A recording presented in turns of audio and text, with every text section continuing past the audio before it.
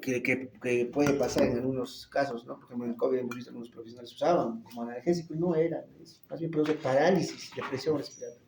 Este sí, si te pone una ampolla, o sea, dejas de respirar, porque es un, o sea, paraliza todos los músculos de la respiración, Sí, o sea, te paraliza toda la parte muscular, ¿no? Toda la placa mioneural. Los más usados, rocuronio, becurón. Se puede usar en ampollas, como la inducción rápida, ¿no? Después de intubación rápida. Se usa rocuronio justamente para que el paciente no, o sea, no haga esto, ¿no? No haga esto y se retire. Normal se deje intubar, ¿no? Usamos rocuronio bastante. Cardiotoxicidad, poca en realidad, es más cardioestable, poca en realidad, pero sí hay. ¿Qué más? Estos bloqueantes neuromusculares, o rocuronio, becuronio, destrozan prácticamente la placa mioneural.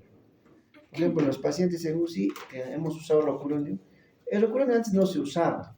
Con la pandemia se ha empezado a usar bastante, más de uso de anestesiología. Entonces, hemos usado tanta cantidad de rocuronio que los pacientes terminaban o despertaban como cuadriparéticos, o sea, así, no se movían o movían a lo mucho sus manitos, sus pies, nada más, porque destroza la placa mioneural, estos bloqueantes neuromusculares. Producen polineuropatía severa, cuadriparesia propia de un paciente crítico, ¿no? El paciente crítico no despierta, pues no levanta sus manos, sus pies no está así, ¿no? Peor si ha usado rocuronio en COVID. ¿Por qué se usaba rocuronio? ¿Quién cree? ¿Por qué se usaba rocuronio mientras se daban fentanilo en COVID? ¿Eso le curaba el COVID? No. Era para que se deje llevar por el ventilador mecánico, nada más. Era el soporte y solito se esperaba que el paciente se ponía boca abajo al paciente y se esperaba solito que evolucione el COVID. Muchos llegaban a hacer distrés severo y se morían, otros llegaban a su pico y se bajaba y ya está, ¿no? Solo que despertaban cuadriparéticos. Y muchos despertaban, pues, cuadriparéticos por esto del bloqueante neuromuscular, ¿no? Hoy en día ya no se sugiere, o sea, lo que dice la guía, ¿qué es? No usar opioides. Y si se usa, usar controladamente y tratar de destetar. Así dice la ley. Igual, rocuronio solo en casos específicos. Por ejemplo, cuando no se deja llevar por el ventilador. El ventilador le infla y el paciente todo se encontra. Entonces ahí se hace un barotrauma. Entonces hay que usar rocuronio para que no haga eso. No haga una asincronía con el ventilador mecánico. ¿Ya? Entonces, ¿ya? A ver, empieza. ¿Quién va a exponer? ¿Cómo se llama? Yo, Diana Rosa. Ya.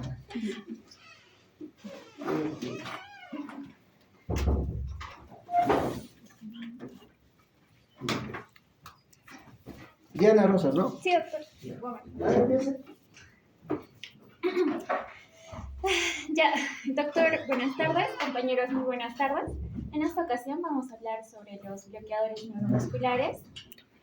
Bueno, vamos a ver tres tipos y vamos a comenzar primero como tal. Ya, en realidad esto, como tal el título, bloqueadores neuromusculares, solo engloba un tipo de fármacos. Aparte de esto vamos a ver otros dos tipos que no necesariamente son bloqueadores de fármacos, sino que actúan diferente, tal vez bloqueando la unión neuromuscular o de otra manera. Pero como tal, primero veremos los bloqueadores neuromusculares. Para poder entender cómo actúan estos bloqueadores neuromusculares, tenemos que ver lo que es el receptor nicotina, los receptores nicotínicos de acetilcolina. Entonces, ¿cómo actúan estos bloqueadores neuromusculares? Pues, Marcia, trae tu pulmoncito.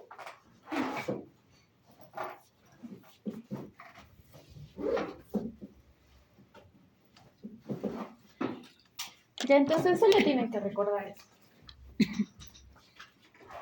Ya, bueno, acuérdense que la médula espinal, tenemos la médula espinal, un dibujo feo, no me acuerdo.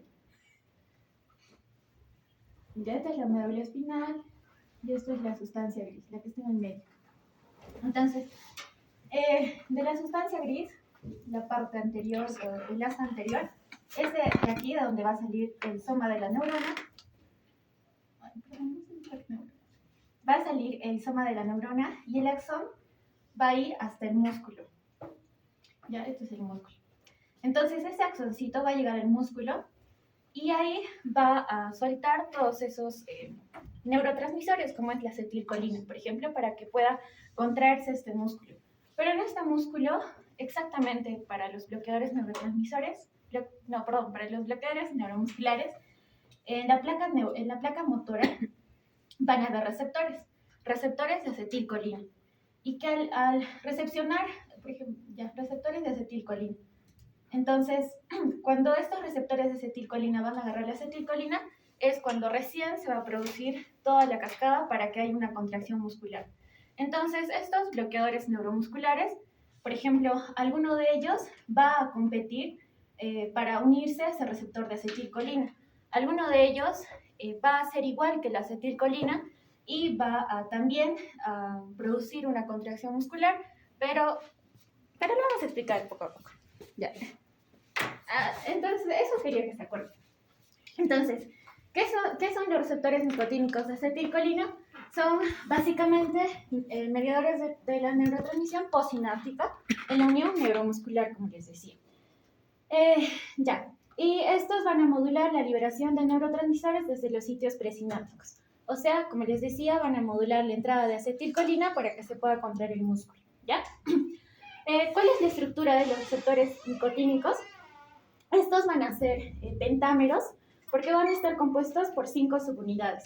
Subunidad alfa-nicotínica, no alfa-nicotínica, la subunidad 5-HT, que es la serotoninérgica de serotonina, la subunidad alfa-GABA y la subunidad alfa-glicina. Y toda esta estructura va a estar, podría decir, en la parte central va a tener lo que serían dominios en las membranas, que son de TM1, TM2, TM3 y TM4. Se dice que el TM3 y TM4 están en mayor cantidad, pero que el dominio TM2 es la que forma como tal el canal iónico. ¿Por qué? Porque, bueno, ya vamos a explicarlo acá. Ya, entonces, ¿qué pasa? Que, como les decía, al llegar como tal la acetilcolina hacia lo que sería la placa motora, porque estos bloqueadores neuromusculares actúan en la placa motora, pues es ahí donde la acetilcolina sale, ¿no? a la hendidura sináptica, y de la hendidura sináptica ellas bajan hacia lo que sería los receptores de acetilcolina que están como tal en la placa motora del músculo.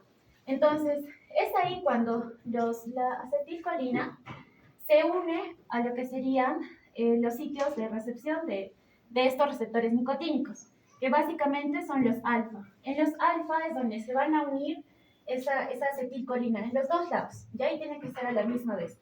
Entonces, se une la acetilcolina tanto en el alfa 1 como en el otro lado también en el alfa 1, y cuando se une la acetilcolina a este receptor nicotínico, este es el receptor nicotínico, es ahí donde se abren canales iónicos. Entonces, si se abren canales iónicos, básicamente va a haber paso de calcio, va a haber salida de potasio y también paso de sodio.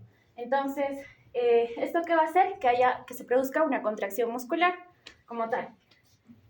Ya, es lo mismo acá, ¿no? Se unen este es el receptor nicotínico. El receptor nicotínico como tal tiene sus dominios, y es ahí donde en los dominios de alfa se van a unir los receptores, o bueno, se va a unir como tal la acetilcolina en los dos a la misma vez. Y al unirse, lo mismo, ¿no? Abren el canal iónico y pasa calcio y sodio y sale potasio, y es donde se activa, ¿no? O bueno, pasa lo que es la despolarización, la contracción muscular, y así es la fisiología como tal. Algo importante es que, por ejemplo, nosotros, en adultos, decirlo así, las subunidades que más predominan en nosotros son la alfa, la beta, la delta, sí, sobre todo esas, alfa, beta y delta. Y a nivel del feto, en los fetitos, está más lo que es gamma, ¿ya? Eso es importante. Ya. Entonces, ¿qué tipos de bloqueantes neuromusculares vamos a tener? Vamos a tener dos tipos, los que son no despolarizantes y despolarizantes, o tienen otro nombre también. Los despolarizantes también se conocen como no competitivos. porque estos, como tal, no van a competir para unirse a lo que serían esos sitios de recepción de acetilcolina, sino que ellos se parecen a la acetilcolina y es como, por ejemplo, la succinilcolina es un despolarizante o no competitivo, porque nos dicen que la succinilcolina es como si fuera una acetilcolina, literalmente. O sea, no está compitiendo por llegar al receptor, sino que es como si ella fuera, ¿no? En su cabecita dice, yo soy acetilcolina y simplemente voy y me uno, ya está, solo así. Esos son los despolarizantes o no competitivos. Y después tenemos a los no despolarizantes o competitivos. Estos no se parecen como tal a la acetilcolina, simplemente tienen otro tipo de forma. ¿Ya? La cuestión es que estos sí van a competir para unirse a este receptor de acetilcolina, ¿ya?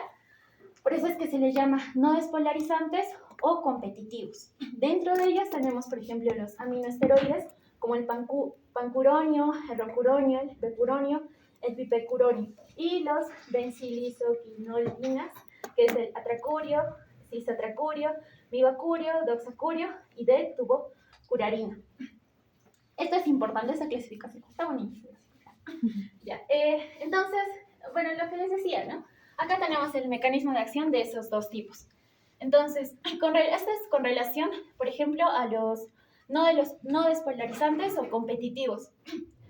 Por ejemplo, en la hendidura sináptica, antes de llegar a la placa motora, tenemos en este caso, imagínense que acá es la hendidura sináptica y esta es la placa motora, estos son los receptores nicotínicos. Entonces, ¿qué pasa?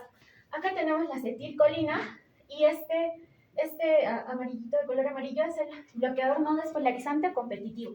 Entonces, antes de que llegue y se pegue acá a los receptores de acetilcolina, este estaba compitiendo con esta acetilcolina para pegarse a esos receptores de acetilcolina en el receptor nicotínico. Entonces, cuando estaba compitiendo, pues le ganó a la acetilcolina y el primero se unió a ese receptor de acetilcolina. Entonces, al unirse, ¿por qué se dice que es no despolarizante? Porque en vez de abrir estos canales, en vez de abrirlos, simplemente los va a mantener cerrados. Es como que los va a tapar, los va a mantener cerrados. Por eso es que son no despolarizantes, ¿ya? A diferencia de este despolarizante o no competitivo, que es la succinilcolina, que es el único en realidad que se describe. Esta succinilcolina tiene un mecanismo muy interesante, ¿no? No lo entendía, pero lo tuve que leer mucho. Ya, entonces, ¿qué pasa? Lo mismo. Acá tenemos la hendidura sináptica y esta es la placa motora, ¿ya? La placa motora es donde está el receptor nicotínico. Entonces, ¿qué pasa? La succinilcolina no compite con la acetilcolina, simplemente es como una acetilcolina, pero en medicamento, ¿ya? Entonces, esta se une al receptor nicotínico. Esta, al unirse al receptor nicotínico, abre los canales iónicos y en especial deja que entre sodio, ¿ya? No una cantidad excesiva, pero sí deja que entre sodio. Al hacer que entre sodio, ocurre una despolarización, pero una despolarización pequeña y rápida. Es lo que hace que haya fasciculaciones en la persona. Después de esto, pasamos a la fase 1, que es la despolarización mantenida. Esta succinilcolina, ¿por qué hace una despolarización mantenida? Porque es un medicamento, a diferencia de esta acetilcolina, que es algo de nuestro cuerpo. Entonces, ¿qué pasa? Si está en nuestro cuerpo eso, obviamente el cuerpo ya ha creado una enzima para que la degrade cuando lleve su función a cabo. En este caso, cuando la acetilcolina normalmente ingresa y hace toda su función de abrir los canales y despolarizarlos, después de eso es eliminada por una enzima que es la acetilcolinesterasa, ¿ya? Entonces ella simplemente se muere y la despolarización para y de nuevo la célula se vuelve a repolarizar y está tranquilita, ¿ya? Pero ¿qué pasa en este caso de la succinilcolina? La succinilcolina entra, como tal no tiene una enzima que la degrade rápidamente como la acetilcolina, simplemente está un tiempo ahí y ¿qué pasa? Que no se repolariza la placa motora, no se repolariza, se mantiene despolarizado, por eso es que dice despolarización mantenida, porque no hay una enzima que la degrade como tal. ¿ya? Entonces, no se pueden generar nuevos potenciales de acción cuando ésta sigue despolarizada. Por eso es que en ese caso tenemos, después de la fase de las fasciculaciones, tenemos la fase 1, donde hay una parálisis flácida, ¿ya? En el paciente. Ya.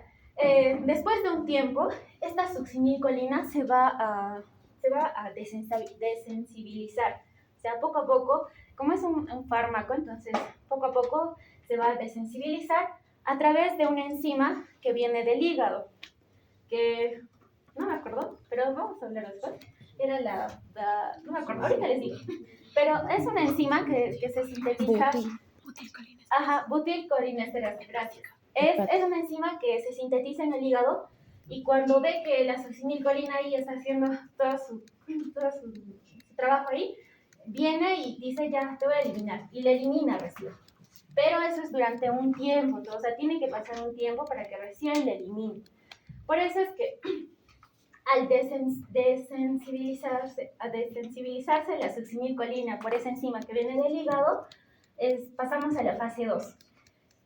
Cuando esta se desensibiliza y es como decir, sale como tal ya del receptor nicotínico, básicamente nosotros diríamos, ¿no? Ya, si se ha ido la succinilcolina, entonces va a venir la acetilcolina y de nuevo va a funcionar todo normal. Pero lo malo es que no pasa eso, porque la succinilcolina es como que lo deja traumadito, el receptor nicotínico, y como que lo deja ahí durmiendo, literalmente, para que no agarre de nuevo la acetilcolina y no cumpla su función. Por eso es que en esa fase los receptores nicotínicos se desensibilizan y hay una parálisis flácida sostenida. Ya, espero que me hayan entendido. Ya. Entonces, ya se han entendido esto, van a entender todo lo demás. ¿Ya? ¿Tienen alguna pregunta? Ya, entonces sigo, ¿ya? Ya. Bueno, eso sería con relación al mecanismo de estos dos tipos de fármacos, que son los bloqueantes neuromusculares como tal, ¿ya? Bueno, algo también que decía en el libro es que hay un bloqueante neuromuscular que se llama el decametonio, que es eficaz como agente bloqueante ganglionar. Solo lo he mencionado, así es que... Ya. Ya, esto es lo mismo que les estaba explicando, es como... Ya. Entonces, bueno, ¿no? Acá tenemos, por ejemplo, el axón de la neurona con las vesículas de acetilcolina. Acá, ¿no? Están las vesículas de acetilcolina. Y esta viene a ser, ¿no? Todo esto de acá viene a ser la placa motora. Y donde pasa exactamente todo es a nivel de la membrana postsináptica, ¿no? Esta es la membrana postsináptica. Es ahí donde están los receptores nicotínicos. Y como ya tenía diciendo anteriormente, es ya todo su mecanismo de acción, ¿no? Por ejemplo, les decía, ¿no? Que la succinilcolina va a actuar a nivel de la despolarización, ¿no? Va a mantener esa despolarización, por eso es que va a causar esas parálisis, esas fasciculaciones, etc. ¿Ya? Es como un resumen, ¿no? Ya, y bueno, este es como un resumen también de todo lo que estaba sucediendo. Por ejemplo, el decametonio, el decametonio es como la succinilcolina, pero es algo antiguo. Antes se utilizaba, en el libro nos decía, ¿no? Que antes se utilizaba el decametonio, pero ya no. Es un medicamento antiguo que también induce, ¿no? La despolarización parcial y persistente, como la succinilcolina. Y la tubocurarina, esto es como los no despolarizantes, como el rocuronio, como estos, ¿no? Como el pancuronio, eso. También es una clase de esos no despolarizantes que llevan umbral elevado de acetilcolina, pero estos no despolarizan, ¿ya? Es un gráfico. Bueno, y esta es una comparación de las fases que hacemos con la succinilcolina. En la fase 1 van a haber fasciculaciones y parálisis flácida, ¿ya? Y en la fase 2 va a haber parálisis flácida, pero sostenida, ¿ya? Ya. Ya. Ya, entonces, ya. Como el doctor lo decía también, estos bloqueantes neuromusculares sobre todo se utilizan para procedimientos. para procedimientos que se tienen que hacer de manera rápida. Por ejemplo, te llega tu paciente y que está, no sé, está, digamos, ¿no? Pérdida de conciencia, no sé, necesitas cuidar la vía aérea, ¿no? Siempre los dicen tienen que cuidar la vía aérea, entonces tienen que poner un tubo para que haya oxígeno, etc. Entonces, para que tú puedas insertar, por ejemplo, ese tubo endotraqueal, etcétera, tienes que utilizar, en parte, o bueno, se utilizan estos bloqueantes neuromusculares. ¿Por qué? Porque tú, sobre todo, se utilizan de forma intravenosa. Cuando tú, ya, acá no, te inyectas ese bloqueante neuromuscular, ¿qué va a pasar? Va a pasar una parálisis como tal de los músculos. O bueno, estos músculos ya no se van a contraer. Entonces, primero va a comenzar con los músculos más pequeños, o sea, ya no se van a poder contraer, y después ya con los músculos más grandes, como el diafragma. Por eso es que a las finales también puede producir una depresión respiratoria, porque también actúa en realidad en todos los músculos, ¿no? Como les decía, en todos los músculos, imagínense. Entonces, el diafragma obviamente también es un músculo, es el músculo más importante, inspiratorio. Entonces, si nuestro diafragma no funciona y tampoco los intercostales o los músculos inspiratorios, pues va a causar una depresión inspiratoria. Por eso es que se utiliza con cuidado, como el doctor lo decía, y a veces no se utiliza. ¿Ya? Por ejemplo, también nos hablaba sobre la succinilcolina, que está al darla por vía endovenosa, cuando pase un minuto va a ser relajación, cuando pase ya 2 minutos va a ser la relajación máxima y cuando pase 5 minutos ya va a desaparecer. La succinilcolina, su tiempo de acción y también para que desaparezca es muy rápido. Ya. Y bueno, como les decía, ¿no? Esta se va a las finales, va a ser eliminada por una enzima que viene, por una enzima hepática que es la butiricolinesterasa, ¿ya? Ya. A ver, pasamos acá. Efectos, ya, ahora, hablando como tal de los efectos adversos que tienen el sistema nervioso y los ganglios, vamos a ver, por ejemplo, la tubocurarina va a producir un bloqueo parcial de lo que sería el sistema nervioso autónomo y de la médula suprarrenal, lo que va a llevar a una disminución de la presión arterial y taquicardia, ¿ya? El pancuronio va a producir menos bloqueo ganglional, el atracurio, bencuronio, doxacurio y procuronio va a producir menos bloqueo ganglional. La succinilcolina rara vez produce bloqueos ganglionares, ya.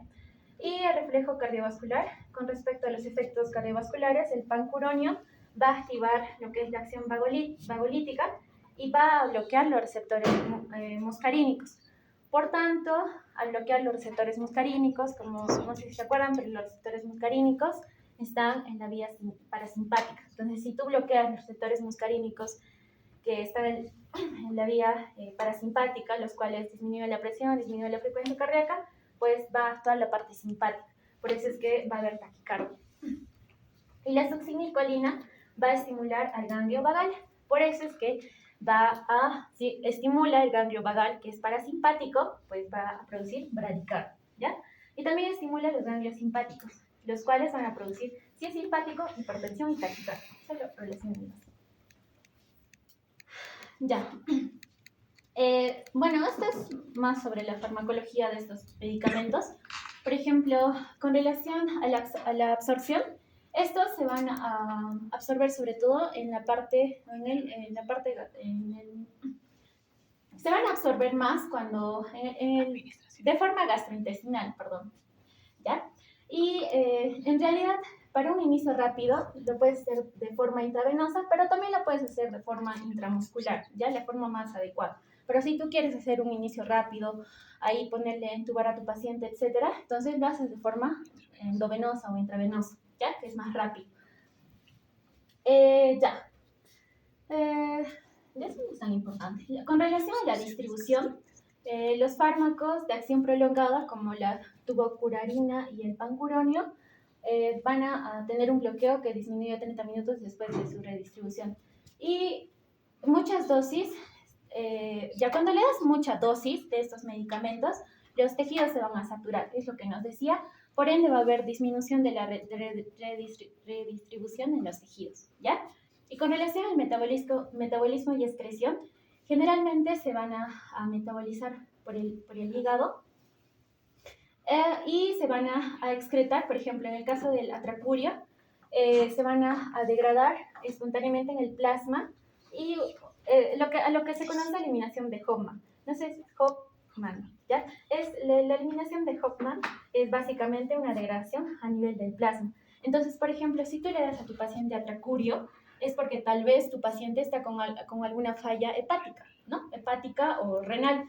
Por eso es que ¿por qué? Porque a las finales se va a eliminar por el plasma, ¿no? Se va a degradar por el plasma, entonces no le vas a hacer daño a su hígado ni a su riñón.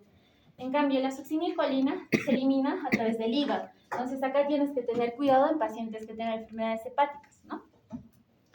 Y, por ejemplo, el hantacuria se hace hidrólisis más lenta del enlace éster adyacente al cloro. Bueno, ya, eso es como un resumen de todos estos medicamentos de acuerdo a su duración en el cuerpo. En duración entre corta, duración intermedia y de larga duración. Por ejemplo, la succinilcolina, que es el no competitivo, el despolarizante, va a tener un inicio en minutos, de 0.8 a 1.4 minutos. Entonces, actúa de manera muy rápida, ¿ya? Al iniciarse. Y este va a durar de 6 a 11 minutos, no va a durar mucho, ¿ya? Y a los finales se degrada por una enzima del hígado, en el hígado en general, ¿ya? Otros medicamentos, por ejemplo, con duración intermedia, tenemos el becuronio. Este becuronio va a iniciar su función a los 2 o a los 3 minutos de haberle inyectado al paciente por vía intravenosa. Y tiene una duración en el cuerpo de 25 a 40 minutos. Vean que los fármacos aquí que tienen mayor duración son los que en realidad van a ser más dañinos para el paciente, porque si tú lo mantienes al paciente durante más tiempo sin que sus músculos respiratorios, sobre todo, no funcionen, pues va a producir una depresión respiratoria, ¿ya? Por ejemplo, acá tenemos también el rocuronio, que inicia de 0.5 a 2 minutos y en el cuerpo está de 36 a 73 minutos. Y los de larga duración, tenemos por ejemplo el pancuronio. El pancuronio que va a iniciar su mecanismo en 3 a 4 minutos y va a estar de 85 a 100 minutos. ¿Ya? Por eso es peligroso esos medicamentos.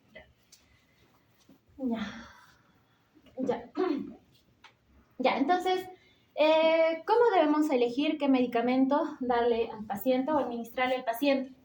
Primero, básicamente debemos ver la duración del procedimiento. Si tú quieres o dices, no, ya mi procedimiento va a durar 10 minutos y entonces le doy succinilcolina, ¿no? Porque ella solo actúa hasta 11, 12 minutos. Entonces le doy succinilcolina.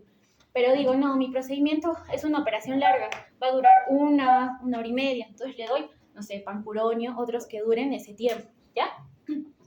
Eso es importante. Ahora, minimizar el compromiso cardiovascular u otros efectos secundarios. Obviamente, como les decía, ¿no? Hay algunos medicamentos que se eliminan por vía renal, hepática, y dependiendo, ¿no? Si tu paciente tiene insuficiencia renal, no le vas a dar un medicamento que se elimine por la vía renal, ¿no? Obviamente. O lo mismo con el hígado, ¿no? Ya.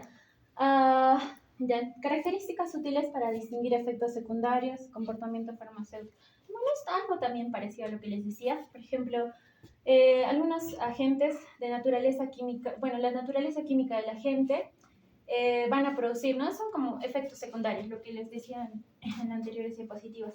Por ejemplo, pueden producir bloqueo ganglionar, como la tubocurarina, que es la que produce mayor bloqueo ganglionar. Pueden producir bloqueos de respuesta vagal, como el pancuronio, y por eso va a haber una taquicardia. Pueden producir liberación de histamina, esto es importante. La liberación de histamina es muy importante como efecto adverso. ¿Por qué? Porque la histamina va a producir broncoconstricción, va a producir que se produzcan otras sustancias inflamatorias y eso también a la vez produzca otras reacciones adversas y anafilácticas, ¿ya? Pero eso de anafilaxia lo voy a explicar más después, ¿ya? Liberación de histamina, que por ejemplo la tubocurarina también libera histamina, ¿ya? Ya. Y bueno, eso también, ¿no? Es importante. Los agentes de acción prolongada son más potentes, por eso obviamente si son más potentes, le vas a dar menos dosis, ¿no? Si son menos potentes, le das más dosis.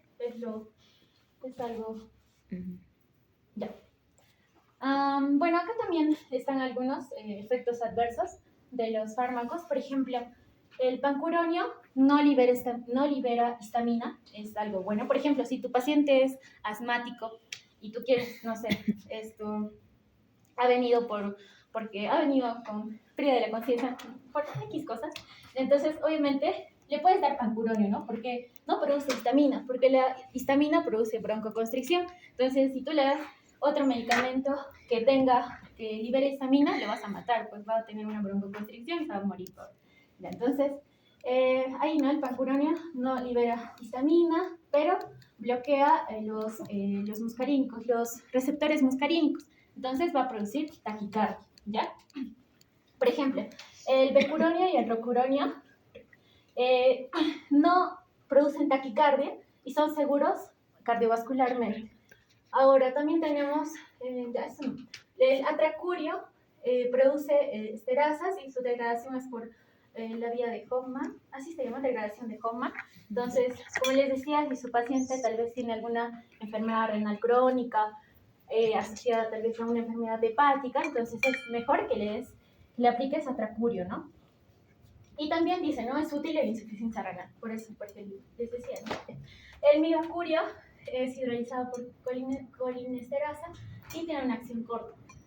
Y este es peligroso, ¿no? Porque el jatacurio tiene efectos cardiovasculares transitorios y a dosis altas produce histamina. Entonces, si su paciente, por ejemplo, es asmático, así, no le vas a dar eso, ¿no? Tampoco, porque produce histamina, ¿no?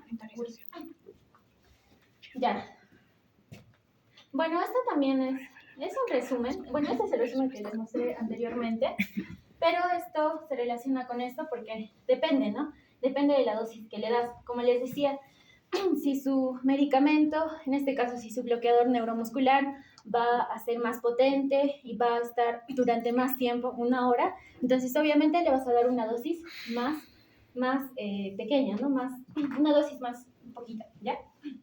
Por ejemplo, les decía que el pancuronio duraba, aquí está, ¿no? El pancuronio, no, el rocuronio,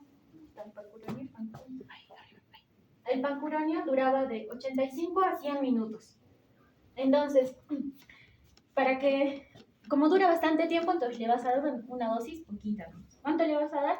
Iniciación de dosis de 0,04 a 0,1 miligramos por decilitro, ¿ya? Por vía intravenosa, solo 0,01 miligramos por kilogramo, ¿ya? Y si es en infusión continua, le vas a dar un microgramo por kilogramo por minuto, ¿ya? Por eso es que siempre hay que ver eso, ¿no? Si dependiendo del tiempo en que se va a eliminar esto, ¿no? Y su duración también, le vas a dar esa dosis, ¿ya? Bueno, la succinilcolina también, ¿no? Iniciación de dosis de 0,3 a 1 miligramo por kilogramo, de vía intravenosa 0,04 a 0,07. Y bueno, acá también podemos ver de todos, ¿no? Ahí está. El rocuronio también, ¿no? 0,45 a 1,2 miligramos por kilogramo, y si es vía endovenosa, 0,1 a 0,2 miligramos por kilogramo, ¿ya? Y así hay más, pueden estar revisando esto sobre la dosis. Ya. Ya, entonces, ¿cuál es su principal uso clínico de estos medicamentos bloqueadores neuromusculares? Pues, básicamente, como les decía, se van a utilizar para que los músculos no se contraigan, ¿ya? Entonces, ¿para qué nos ayudaría? Por ejemplo, para cuando queremos hacer una intubación endotraqueal, una laringoscopía, una broncoscopía, una esofagoscopía. Entonces, en estos casos, podemos administrarle uno de estos medicamentos y así entrar más fácilmente a la vía aérea o a diferentes vías, ¿ya? Ya. ¿Qué más de acá? Ya. Eso también, ¿no? Por tanto, minimiza riesgos de depresión respiratoria, cardiovascular a corta recuperación para anestésica. Ya lo que quiero decir acá es que si estos medicamentos están asociados a anestésicos, puede minimizar el riesgo de depresión respiratoria y cardiovascular y acortar la recuperación post-anestésica. La administración, bueno, también les digo, ¿no? Puede ser intravenosa, intramuscular, dependiendo qué quieres hacer, ¿no? Puede ser también en UCI, utilizan la infusión continua, ¿no? Porque, como decía el doctor, en realidad en UCI están todo el tiempo con ventilador mecánico, con su tubo ahí.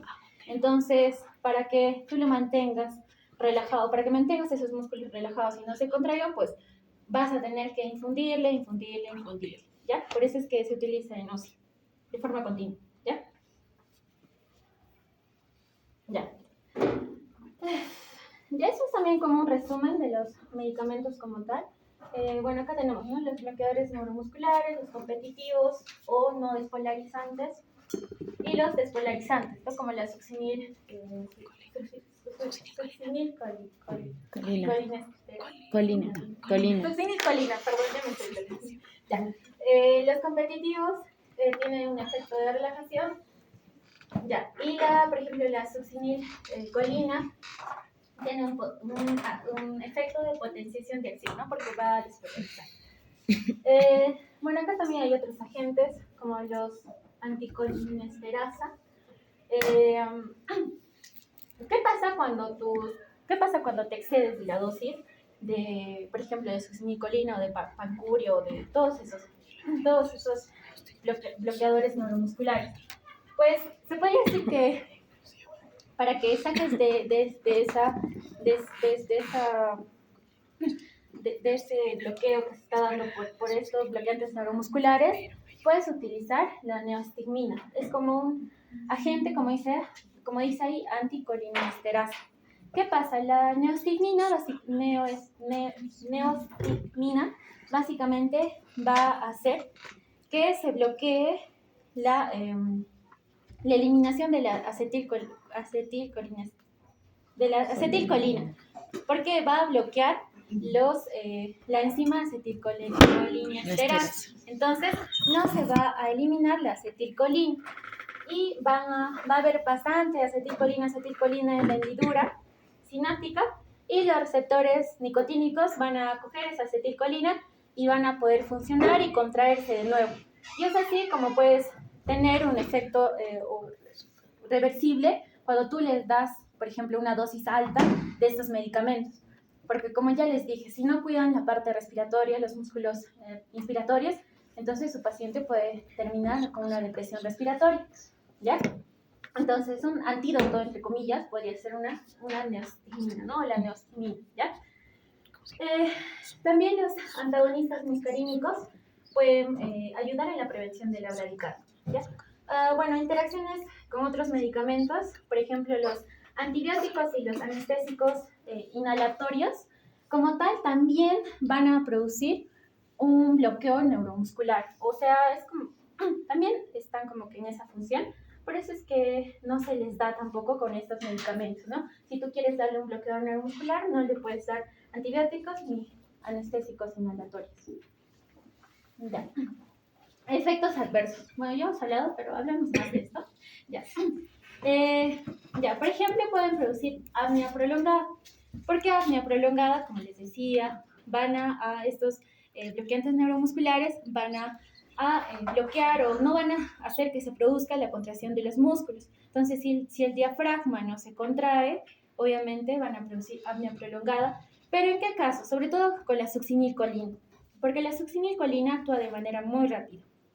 Entonces, esto hace que en un momento, cuando hay esa despolarización sostenida, el músculo no se contrae y es por eso donde ahí se produce esta apnea prolongada.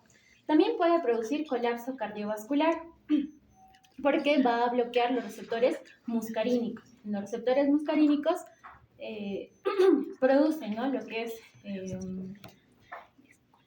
sí, está bien, va a bloquear los receptores muscarínicos. Ya lo vamos a explicar.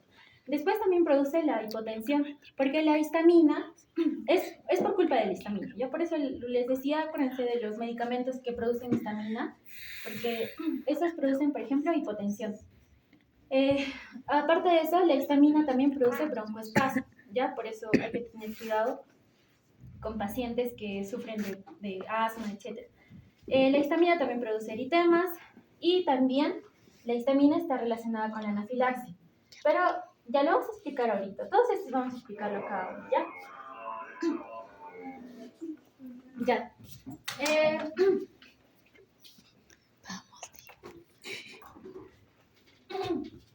Falta harto, doctor. Ya.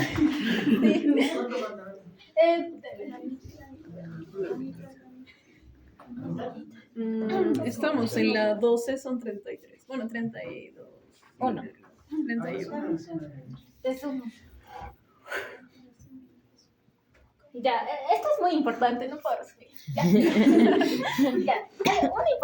Un efecto adverso muy importante es la hipertermia maligna. Ya. Ya. ¿Qué pasa en este caso? Cuando, por ejemplo, vamos a dar, por ejemplo, la succinilcolina, vamos a causar una liberación incontrolada de calcio, ya en el retículo sarcoplásmico, porque esos canales iónicos van a seguir abiertos, no se van a cerrar. Esta liberación incontrolada de calcio va a producir que haya mayor contractura y rigidez muscular, va a haber producción excesiva de calor y un aumento del metabolismo muscular. Eso a las finales va a hacer que haya una hipertermia maligna, ¿ya? Se dice que cada 5 minutos que pasa sube 1 grado centígrado de la temperatura. También hay contractura y rigidez muscular, hay acidosis metabólica, taquicardia. Ya lo importante es, si utilizamos solo la succinilcolina, es poco probable que lleguemos a hipertermia maligna. Pero si lo juntamos con anestésicos halógenos, es muy probable de que lleguemos a tener una hipertermia maligna. ¿Y cuál es el tratamiento? Pues es el dantroleno que se administra de forma intravenosa. Este va a bloquear la liberación de calcio. Entonces, si bloqueo la liberación de calcio, ya no va a haber contractura, ya no va a haber producción excesiva de calor, ni nada de esto de acá. Y obviamente ya no se va a producir hipertermia maligna, ¿ya? Y medidas complementarias, ¿no? Enfriamiento rápido, oxígeno y corrección como tal. Ya. Ya vamos a ver cada uno de ellos. Ya, parálisis respiratoria. Ya. Tratamiento de la parálisis respiratoria derivada de una reacción adversa, una sobredosis del agente bloqueante neuromuscular, como les venía diciendo también. Medidas iniciales, pues hay que utilizar una respiración artificial, mantenimiento de la vía aérea permeable, eso es importante. ¿Y cuál va a ser el objetivo de ese tratamiento? Pues sostener al paciente hasta la recuperación de la respiración normal. Tratamiento específico según el tipo de bloqueador.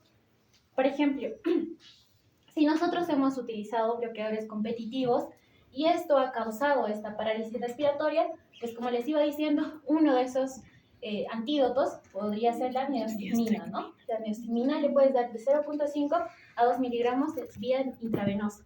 Otro también es el hedrofonio, que le puedes dar 10 miligramos por vía intravenosa, ¿ya? Repetir según la necesidad, máximo 40 miligramos. Ahora, en caso de sobredosis, le puedes dar también antagonistas colinérgicos muscarínicos para prevenir esa bradicardia excesiva, como son la atropina y el glicopirrolato. Y ahora, con relación al efecto adverso de liberación de histamina de mastocitos, eso es importante, ¿no? Porque les decía, esta liberación de histamina va a causar broncoespasmo, va a causar hipotensión, secreción bronquial, secreción salival. ¿Y cómo podemos, qué fármacos están implicados en estos? Pues, bueno, acá de nuevo, ¿no? Por ejemplo, la tubocurarina, como les venía diciendo, es la que libera en mayor cantidad lo que es la histamina, ¿ya? Acá hay otros fármacos que no liberan tanto histamina, por ejemplo, a ver, el pancurio, menor tendencia a eliminar histamina, o el pecuronio, también menor tendencia a eliminar histamina. Pero la tubocurarina sí es muy importante porque esa es la que libera más histamina. Y si libera esta histamina va a causar todos estos efectos adversos, ¿ya? Ya. Acá les voy a explicar sobre lo que es la anafilaxia. En realidad, para que se produzca una anafilaxia, no es mediada por la histamina como tal, Ya, para que se produzca una anafilaxia, primero debe ser mediada por la inmunoglobulina E. Recién, cuando la inmunoglobulina E produce su cascada, produce más respuesta inflamatoria, etc., recién se produce lo que es una reacción anafiláctica. Pero como tal, la histamina no produce una reacción anafiláctica. Se le dice no es anafilaxia verdadera, por esa razón. ¿Ya? Estrategias de intervención para los efectos tóxicos. De nuevo, ¿no? La neostigmina la podemos utilizar, ¿no? Porque va a bloquear antagoniza bloqueo de bloqueadores competitivos no despolarizantes, ¿ya? Pero esta neostigmina puede producir hipotensión y broncoespasmo. Ahora, también se pueden utilizar, ¿no?, antihistamínicos, ¿no? Por ejemplo, estos pueden ser como la desloratadina, 5 miligramos, el fexofenadina, 120 miligramos, y la levocetiricina, 5 miligramos, ¿ya? Medidas complementarias, puedes utilizar también aminas simpatominérgicas. Por ejemplo, en el caso de que utilices la neostigmina, puedes utilizar aminas simpatominérgicas, cosa que subes la presión, ya no va a haber hipotensión, y también ya no va a haber broncoespasmo, ¿ya? Va a haber va a ser un broncodilatador, ¿ya? Y también puedes utilizar la atropina o el glicopirrolato, ¿no? La atropina, que va a bloquear esos receptores muscarínicos y así va a contrarrestar la estimulación muscarínica. Ya. Reversión del bloqueo neuromuscular con Sugammadex. Ya, este es un fármaco que va a tener también va a ayudar también a que los músculos de nuevo se contraigan, o sea, a revertir esa función de los bloqueadores neuromusculares, ¿ya? Mecanismo: encapsula específicamente al rocuronio y becuronio, ¿ya? Efectividad: tiene que ser una dosis mayor a 2 miligramos por kilogramo, y la reversión del bloqueo por rocuronio es más o menos en 3 minutos. Sobre todo actúa en estos dos fármacos. Este fármaco, que es el Sugammadex, actúa sobre todo cuando le das al paciente rocuronio o becuronio, ¿ya? Si le das otro tipo de fármacos, probablemente no actúe como tal, como una ayuda, ¿ya? Efectos adversos de este: puede producir disgeusia, alteración del gusto e hipersensibilidad, ¿no? ¿Ya? Este fármaco se va a eliminar por vía renal, por eso es que no le puedes dar, ¿no?, en pacientes que tengan insuficiencia renal. Evitar su uso. Ya. Bueno, este es un resumen, son cuadritos resúmenes de estos fármacos. Por ejemplo, ¿no?, la succinilcolina, sus efectos adversos: puede producir paro respiratorio, bradicardia, hipotensión, hipercalemia, anafilaxia, hipertermia maligna, fasciculaciones, aumento de la presión intraocular y taquifilaxia. Ya. Por ejemplo, el atracurio puede producir bradicardia, hipotensión, paro respiratorio, liberación de histamina y anafilaxia. Cisatracurio: bradicardia, paro respiratorio, parálisis y anafilaxia. El pancuronio puede producir hipertensión, hipotensión, taquicardia, paro respiratorio, liberación de histamina y anafilaxia. El rocuronio también, ¿no?, taquicardia, hipertensión, pararrespiratorio, aumento de la resistencia vascular, por ende hipertensión, anafilaxia, parálisis prolongada. El becuronio, pararrespiratorio, anafilaxia, parálisis prolongada. Ya, eso sería todo con relación a los bloqueadores neuromusculares, ¿ya? Esos son fármacos bloqueadores neuromusculares. Ahora, el que sigue son los fármacos espasmolíticos. Estos en realidad no son bloqueadores neuromusculares, porque estos no van a bloquear la función de contracción del músculo. Simplemente, y tampoco van a actuar en la placa motora. Estos van a actuar a nivel de la fibra muscular como tal, y van a tener la función de ser relajantes musculares, ¿ya? No van a bloquear la contracción, sino que van a ser relajantes musculares. Por eso es que estos espasmolíticos no son iguales a bloqueadores neuromusculares, ¿ya? No son iguales. Ya, maravilla.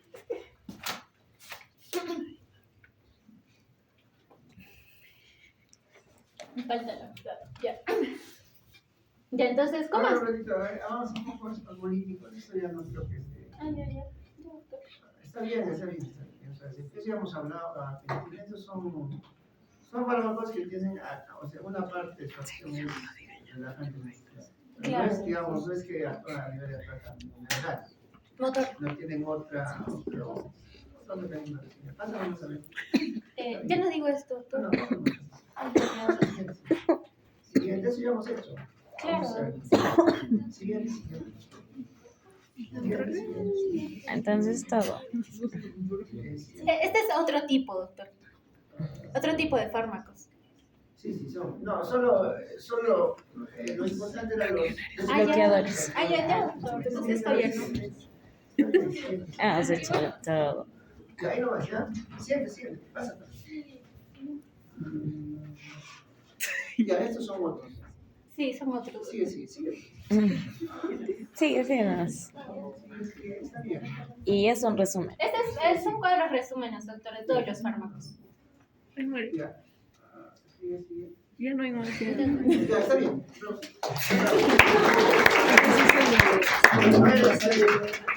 El tema era de tocarse. ¿Ya pedí a la doctora? Rosas, doctor. Rosas, A ver, bien. pon la carátula. Para los que del grupo pasen adelante.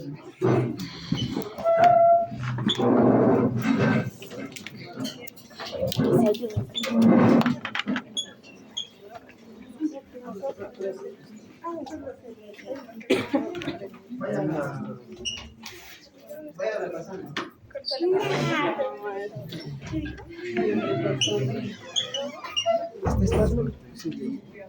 Sí, porque los cosmolíticos eran demasiado. Ya, yo te pido más a lo que me explicó Marcelo.